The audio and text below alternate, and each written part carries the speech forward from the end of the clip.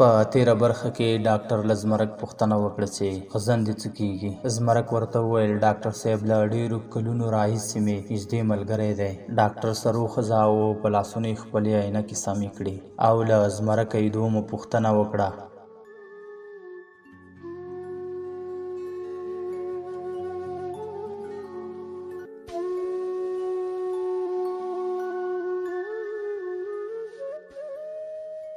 د غزن شوقونه څه دي؟ هغه ورته وویل ډاکټر صاحب اوس خو یې همدغه یو شوق دی، سوچونه کول. ډاکټر وخندل او ویې ویل له دې شوق وړاندې څه شوق درلود؟ ډاکټر صاحب وړاندې له دې یې کتاب، رباب او غرونو سره شوق و او یو بل زورور شوق یې هم درلود. ډاکټر وویل زه پوهېدم د کورنۍ له غړو سره یې خبرې وکړه، ته یې نږدې ملګری یې. ښه به همدا وي چې د رباب او کتاب سره دوه په دوه د کومې غرنۍ سیمې سیل ته لاړ شئ. ګوندې دا تجربه یې په روغتیا ګټوره اغېزه وکړي. له کلینیکه راووتو. زمرک همدا ټینګار کاوه چې سیل ته به ځو. زه او ته خو ډېر تللي یو، خو دا ځل تلل ډېر اهمیت لري، ستا د درملو هومره اهمیت. ما ورته وویل هر څه بې ګټې دي، څانګه نشته، له هرې منظرې نه ساه وتلې ده. په کوم څیز به مې له څانګې لرې باسې چې په هر څیز کې څانګه وي. د روغتون تنګه کوټه وي او که د بزرګې څوکې لمنه، دواړه به راته یو راز وي. په دې خبره مې زمرک مسکی شو. ویل یې بزرګه څوکه ده، خامخا د چا د کلي هواګانې پرې لګي. دې خبرې او شاعرانه استدلال بالاخره خوند راکړ. لا ځوابه یې کړم. پر شونډو مې ډېرې ورځې پس ته مسکا خپره شوه. زمرک چې زما پر شونډو مسکا ولیده، په څېره کې یې د خوښۍ احساس وځلېد. پوه شو چې خبره مې ورسره ومنله. یو لاس یې زما پر ولي کېښود او بل یې هوا ته پورته کړ. له خوښۍ نه یې چیغه کړه دغسې دا دې ښه وه، دا عادت دې د ادم خان نه و. زما د ملګري غزن غوندې پرېکړه دې وکړه. بیا سره بیل شو او کورونو ته لاړو. مشران او د کور غړي مې د ډاکټر له وینا نه خبر کړل. ټولو دا خبره خوښه کړه. د اړتیا څیزونه مې د سفر په بکس کې واچول. مازدیګر تیر دروازه وټکېده چې پته ولګېده زمرکو ور ووتم. له ستړي مشي وروسته مې بلنه ورکړه چې په بیټک کې کېنو. بخښنه یې وغوښته. ویل یې په کور کې مې خبره وکړه، زم تیاری کوم، سبا سحر به د ګاډۍ سره درته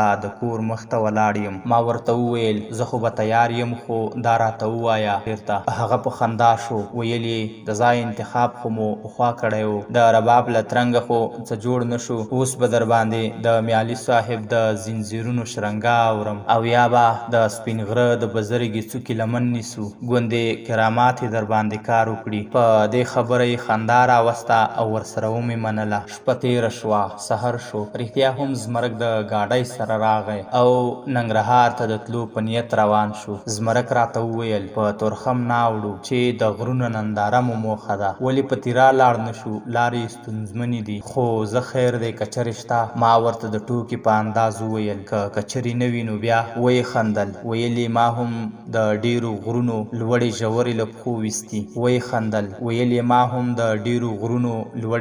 له پښو ویستي. غم مه کوه، په شا دې پر غره اړوم. د ګاډۍ د اسپې د موزونو قدمونو د ښکالو د سر او تال په خوند کې د موټرو اډې ته ورسېدو. سیټ مو ونیو. څو شېبې پس موټر حرکت وکړ. لږ وخت پس پلاین کوچ موټر د خیبر په کږلېچونو کې روانو. زمرک مې د خیال لړۍ غوڅه کړه او راته یې وویل خیبر هم غرونه لري، خو کاش چې د سوات د غرونو په څېر شنه وای. ما ورته وویل ګرانه به وي چې د سوات غرونه له خیبره غوره وګڼم. فطرت باید زموږ ټولې جذباتي، تحلیلي، روغتیایي، روایتي او روحاني غوښتنې پوره کړي. خیبر په خپل ځای پوره اهمیت لري. د دې په تورو کاڼو کې چې د لرغونو فاتحینو د ښویېدلو نیلیو د نالونو کوم نقشونه پاتې دي، د نړۍ مورخینو ته د هلال حیثیت لري.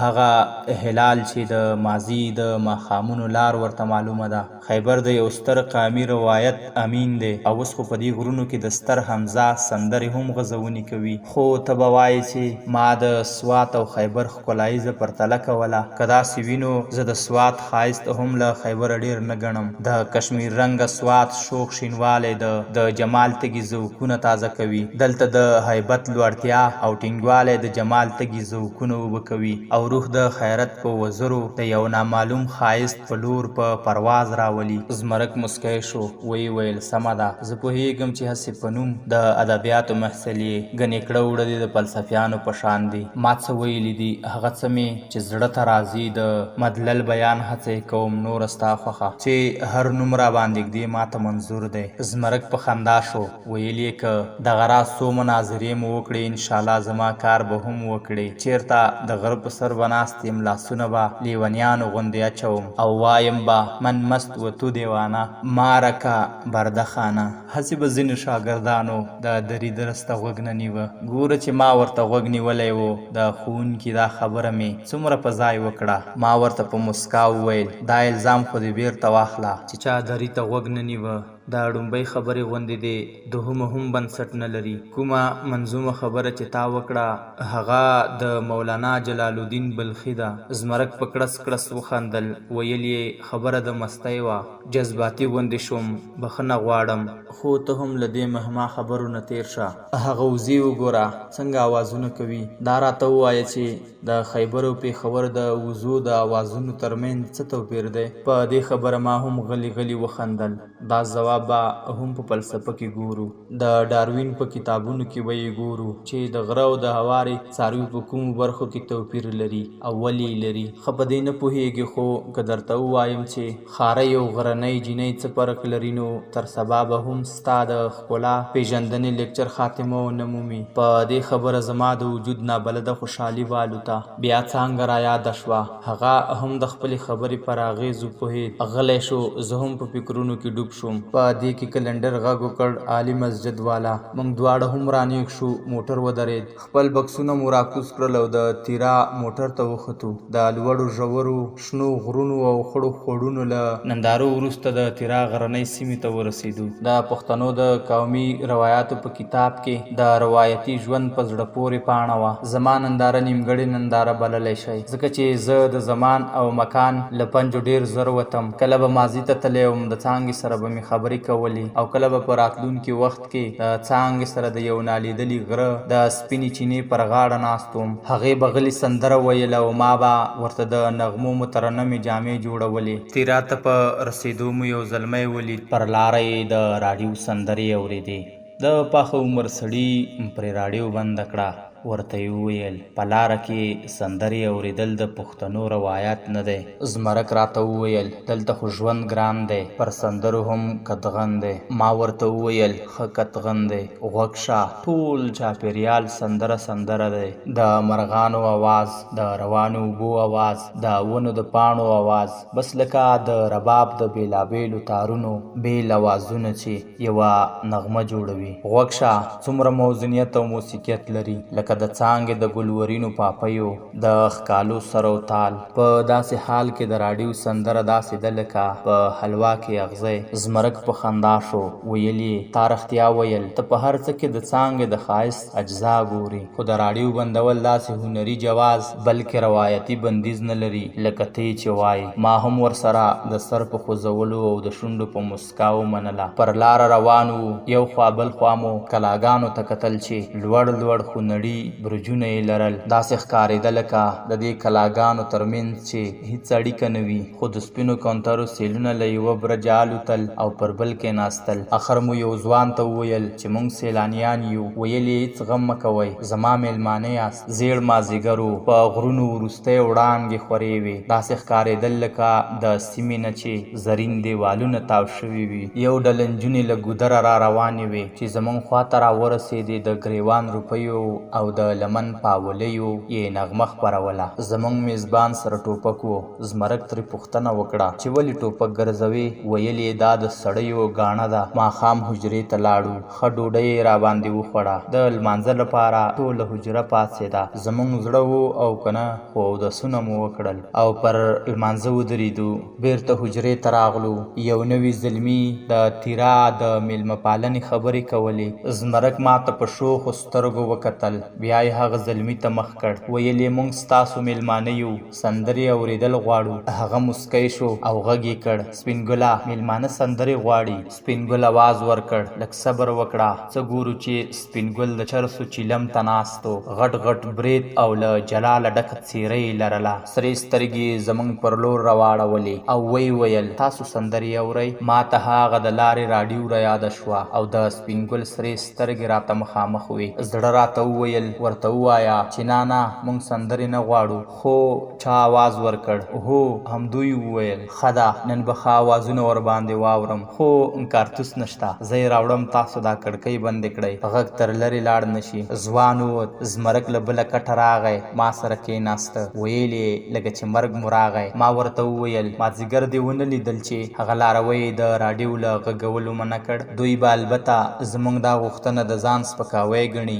دواړه ښه وېرېدلي وو. زمرک راته په غرېو نیولي غږ وویل اجل مو دلته راورسولو. موږ په همدې سوچونو کې وو چې هماغه سور سترګی ځوان راننوت. ټیپ ریکارډر ورسره و، خو لکه ناوې د راز راز ټوټو په پوښ کې نغښتی و. وی ویل اول زموږ د وطن سندره واورئ. په سر یې واورې وروي، په بیخ ګلونه دي، لاړ شه د تیرا په غرونو باران وریږي. سره له دې چې زمرک ویرولی وم خو په سندره کې ډوب شوم، او دا ځکه چې په سندره کې غرونه او باران و. زه یې ټولګي ته رسولی وم او په غلي او ورو اواز مې د څانګې له خولې دا سندره اورېده.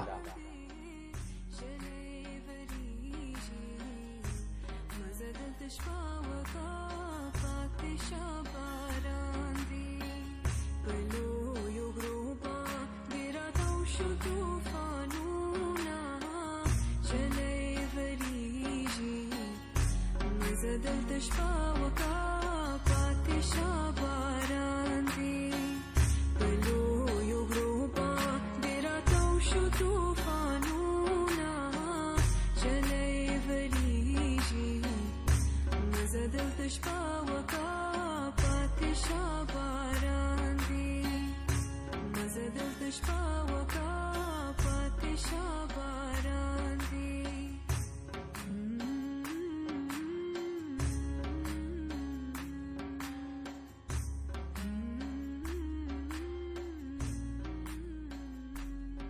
زه لا په سوچونو کې ډوب وم چې زمرک مې پر ولي لاس کېښود. ویل یې ته خیال پلو وهې څه به کېږي، د کارتوسو آواز کړکۍ بندول څه خو شته. هغه دا خبرې کولې چې د ټیپ آواز خراب شو. سپین ګل بند کړ، مسالې ترې راوویستې، په اور یې کېښودې او موږ ته یې رامخ کړل. ویل یې میلمنو خفه نه شئ، دوکانونه بند وو، نوي کارتوس پیدا نه شو، دا زاړه به په اور ګرم کړو. ما او زمرک یو بل ته وکتل او مسکي شو. زمرک ورته وویل تاسو دې ته کارتوس وایئ؟ هغه وخندل، ویل یې ولې تاسو یې کارتوس نه بولئ؟ زمرک ورته وویل نه، د ننګرهار خلک یې مسالې بیټرۍ یا بالتۍ بولي، په پېښور کې ورته سیلونه وایي. حجره کې ناستو خلکو ته دا نومونه عجیبه وو. ویې خندل. زمرک ورته وویل تاسو زموږ نومونو پورې وخندل، خو ستاسو نوم موږ ژړا ته راوستی وو. هغه ځوان ترې په خپله لهجه پوښتنه وکړه چې هغه څنګه؟ زمرک ورته وویل موږ کارتوس د ټوپک ګولۍ ته وایو. ورته یې د مازدیګر له راډیو خبره پایل کړه او بیا یې د حجرې او کارتوسو ټوله کیسه ورته هماغسې وکړه څنګه یې چې احساس کړې وه. د کیسې په ختمېدو په حجره کې داسې یوه زوروره خندا خپره شوه چې تر اوسه راته یاده ده. شپه مو تېره کړه او سبا پیاده د ننګرهار په لور روان شو. په رښتیا هم د غرونو لارې ستونزمنې وې. په ځینو ځایونو کې خو به مې د ستړیا له کبله پښې په ریږدېدو شوې. څو شېبې به مو دمه وکړه بیا به روان شو. زمرک ډېر راته وویل که چېره به کرایه کړو. ما ورته وویل دومره لا پاتې نه یم، که بیخي درته پرېوتم بیا مې څه غم کوه. اوس به په دمه دمه ځو، سیل او چکر خو وایي همدې ته. له غره واوړېدو، موټر مو کرایه کړ، له پچیره واوښتو او ځانونه مو د سپین غره لمن ته ورسول. سپین غر ځکه ورته وایي چې لوړې څوکې تل په واورو سپینې وي. یوازې سږ کال دغه څوکې د وچکلۍ له کبله بې واورو وې. مازدیګر یوه کلي ته ورسېدو. د لمر سترګه د یوې شنې څوکې په نښترو کې داسې ښکارېده لکه ناوې چې شین شال پر مخ هوار کړی وي او زرینه ټیکۍ یې له حیا ډکې پلوشې شیندي. شپانه شپېلۍ په لاس د خپلو رمو سره د آبادۍ په لور روان وو. د وړو ورکیو د پښو ترپکې او د غرنیو ویالو نغمې یو ځای کېدې. د تنورونو په پیروزي لوګیو کې تاوېدې. له هسکو څوکو یې خولې اخیستې او په نامعلوم لوري یې خاموش پړاوونه وهل. ښکلی کلی و، دومره ښکلی چې نندارې مخکې تلو ته نه پرېښودو. زمرک ته مې وویل چې شپه به همدلته کوو، خو یوه خبره واوره چې دلته به د څانګې یادونه راته نه کوې. کیدای شي څوک یې وپېژني. دا غرني پښتانه دي، په تبرونو به مو داسې میده کړي لکه وچ لرګي. بله دا چې د څانګې یادونه به ما هم له کومه ګړنګه وغورځوي. هغه راسره په ورین تندي ومنله. د یوه سپین سندریز خوړ په غاړه پر یوه شنه جلګه کېناستو. د خوړ له شونډو پستا غرنۍ سندره پورته کېده او باد ورته په مینه د څېړیو پاڼې نڅولې. هغه مهال چې شنې سارانۍ کوترې جوړه خپلو ځالو ته ستنېدې. یوه زلمي پر موږ سلام واچاوه. موږ هم غبرګ وعلیکم سلام وویل. زلمي هم لکه د خپلې سمسورې سیمې هوا په نرمه ژبه خبرې پیل کړې. ویل یې میلمانه ښکارئ، له کومې خوا مو پیښه کړې ده؟ زمرک ورته وویل د همدې ننګرهار یو سیل لپاره راغلي یو، خو دلته پیژندګلو نه لرو. غرني ځوان وخندل. ویل دا د سپین غره د لمنو ننګرهار دی، دا د هر افغان وطن دی. پښتون وي، پارسیبان وي او که نورستانی، پورې غره کې یو ځای دی، توره بوړه یې بولي. کله چې سره کافر راغلل د ننګرهار د مجاهدینو لوی مرکز همدلته و. د هر ځای او هر کام خلک پکې وو. ډېرې د همدې ځای شول. له خوړ سره نږدې هدیرې ته یې لاس ونیو. یوه لویه هدیره وه. دا د شهیدانو هدیره ده. زموږ میرمنې او نجونې چې له خدایه خپل مرادونه غواړي همدې هدیرې ته ورځي او هغه دسمالونه ورته جنډه کوي چې په خپلو ګوتو یې پرې کښېږدي. ښکلي او غرني ګلان یې پرې جوړ کړي وي.